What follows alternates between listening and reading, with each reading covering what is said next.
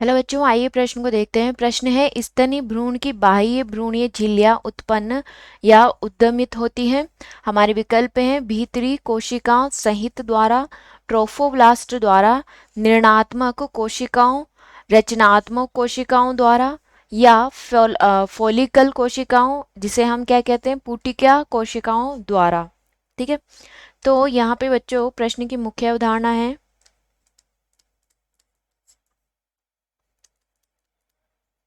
प्रश्न की मुख्य अवधारणा है मानव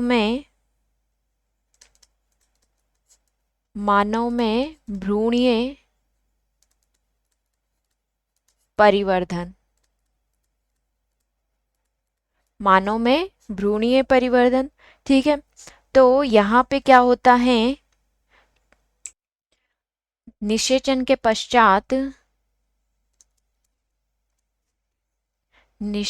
पश्चात क्या होता है, जायगोट का निर्माण होता है।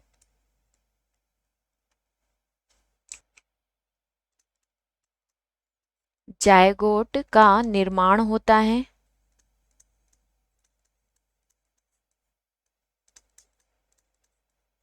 ठीक है, और यहाँ पे क्या होता है, इस जायगोट में विदलन होता है और विदलन के पश्चात किसका निर्माण होता है, मोरूला का निर्माण होता है। मोरूला का निर्माण होता है। ठीक है, तो यहाँ पे मोरूला की जो बाहरी परत होती है,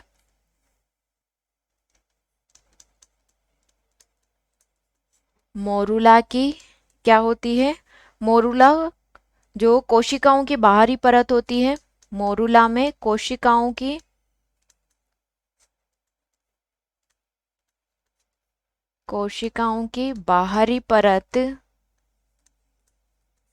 बाहरी परत को हम क्या कहते हैं, ट्रोफोब्लास्ट कहा जाता है।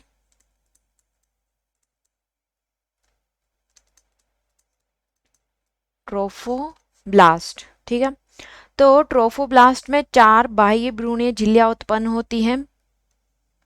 कितनी? 4 बाह्य भ्रूणीय झिल्लियां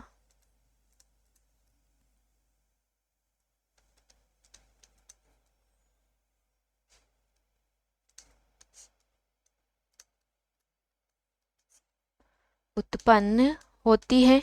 ठीक है, कौन कौन सी होती हैं ये 4 बाह्य भ्रूणीय झिल्लियां? तो यहाँ पर पहली जो होती है उसे हम क्या कहते हैं, कोरियोन। दूसरी क्या होती है बच्चों, एमनियोन। तीसरी जो होती है वो होती है अपरापोशिका, और जो चौथी होती है वो है पित्तकोश। ठीक है,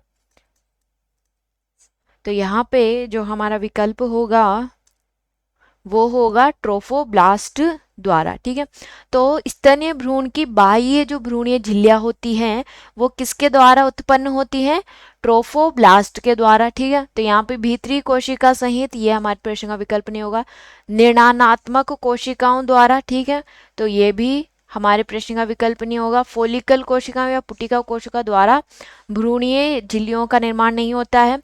भ्रूणीय झिल्लियों का निर्माण किसके द्वारा होता है, ट्रोफोब्लास्ट के द्वारा होता है। और ट्रोफोब्लास्ट क्या होती है, मोरूला की बाहरी कोशिकाओं की परत को, मोरूला की बाहरी कोशिकाओं की परत को क्या कहते हैं, ट्रोफोब्लास्ट कहा जाता है। ठीक है, तो यहाँ पे विकल्प भी सही विकल्प होगा। आशा करती हूँ आप इसे अच्छी तरह समझ गए होंगे। धन्यवाद।